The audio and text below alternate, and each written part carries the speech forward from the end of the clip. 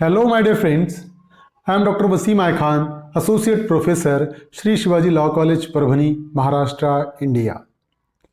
So, from today, we will start the subject BNS, Bharatiya Nyaya Sanhita 2023, which is a replacement of Indian Penal Code 1860.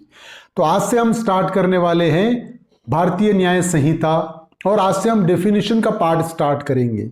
ये भारतीय न्याय संहिता replacement है Indian penal code का, वही हम आज से डिस्कस करना शुरू करने वाले हैं। ये पूरा लेक्चर सीरीज रहेगी पर्टिकुलर।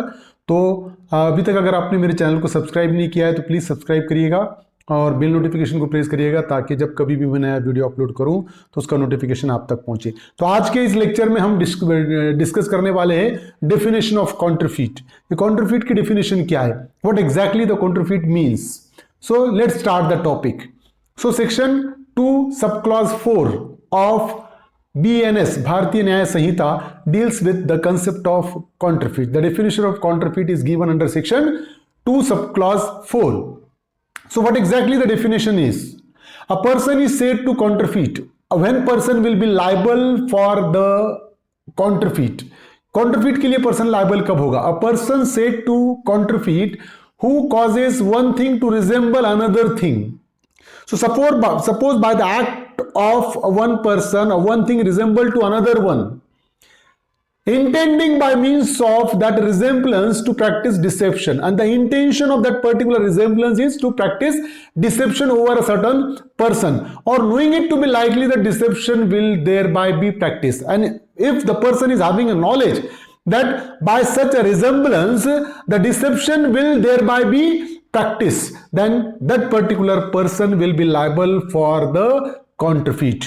तो ये जो counterfeit की डेफिनेशन है, वो counterfeit की डेफिनेशन क्या है कि अगर कोई पर्सन ऐसा एक चीज को बनाता है जो दूसरे चीज की तरह लग रही है, it resembles to another thing, यानी कोई एक ब्रांड है फॉर एग्जांपल और मैंने वैसा ही एक प्रोडक्ट ठीक उसी की तरह दिखने वाला एक प्रोडक्ट मैंने बना दिया, तो मैंने क्या किया, आई will be liable for counterfeit, क्योंकि मुझे पता है और जो बनाने का जो ब्रांड की तरह मैंने जो बनाया उसके पीछे का जो मेरा इंटेंशन था, वो इंटेंशन क्या है, टू प्रैक्टिस डिसेप्शन, किसी को फंसाना है।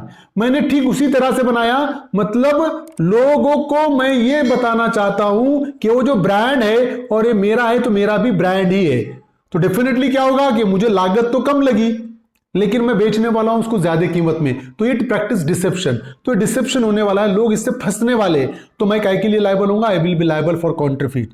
और knowing it to be likely that deception will there bye be practice, या मुझे पता है मैंने बना तो दिया लेकिन मैं खुद किसी को फंसा नहीं रहा हूं, लेकिन मुझे यह पता है कि मैं अगर ठीक एक ब्रांड के तरह दूसरा कुछ बना दूंगा तो इसके वजह से लोग फंस सकते हैं, कि कोई किसी को फंसा सकता है, यह मुझे नॉलेज है, तब भी मैं काउंटरफीट के लिए लायबल रहूंगा। That is the definition of counterfeit.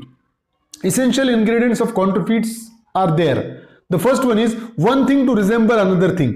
When person will be liable for the counterfeit, counterfeit के लिए liable कब होगा, one thing must resemble to another thing, कि मैंने ऐसी कोई चीज बनाया जो दूसरी चीज की तरह लग रही है।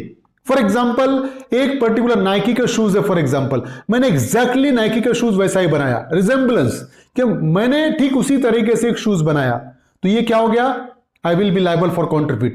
Resemblance must be there. Nike का शूज है क्योंकि नाइकी का एक सिंबल होता है, अगर मैंने वो सिंबल शूज पे लगा दिया तो मैंने ये बताने की कोशिश कर रहा हूं कि जो मेरा शूज है वो नाइकी का शूज है। समझ रहे हो? तो एक चीज दूसरे चीज से रिजेंबल होना चाहिए। ब्रांड एप्पल का लोगो है, अगर वैसा ही लोगो मैं दूसरे मोबाइल पे लगाता हूं तो मैं काउंटरफीट के लिए लायबल होऊंगा, क्योंकि रिजेंबल कर रही है, वो एक दूसरे चीज से मेल खा रही है। One thing to resemble another thing. Second one is intention behind such resemblance is to deceive someone. The very intention behind such resemblance is to deceive someone. वो जो मैंने ठीक उसी तरीके से बनाने की कोशिश किया उसके पीछे का मेरा इंटेंशन किसी ना किसी को फंसाना है, तो मैंने फंसाने के इरादे से अगर उसको ठीक उसी तरह बना रहा हूंगा तो I will be liable for counterfeit.